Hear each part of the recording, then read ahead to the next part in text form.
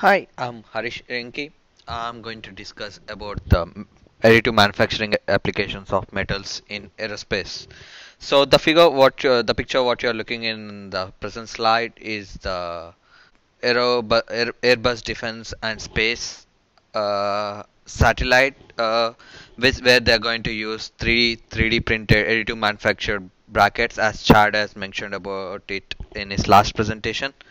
They are made out of titanium.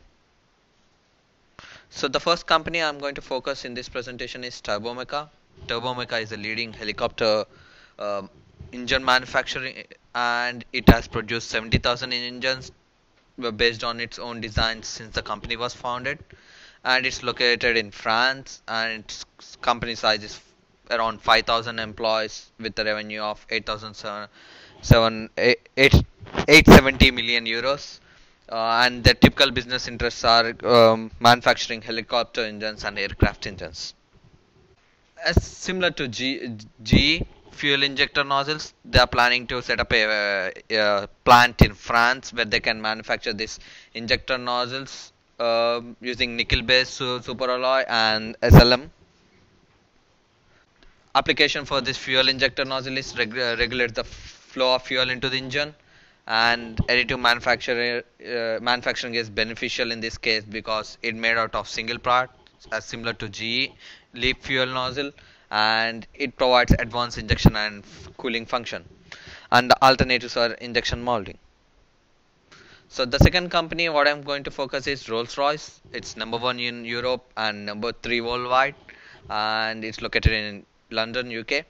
And size is 54,000 employees and revenue is 14 billion euros. And the typical business interests, apart from automobiles like aerospace, defense, marine, and energy, uh, they are they are developing this prototype using arc comes electron beam melting technology. It's made out of titanium and nickel alloy. Its size is 1.5 meters in width and zero point 0.5 meters in thickness, and they're building 48 aerofoils for this front bare housing, and they claim it's the largest additive manufacture part.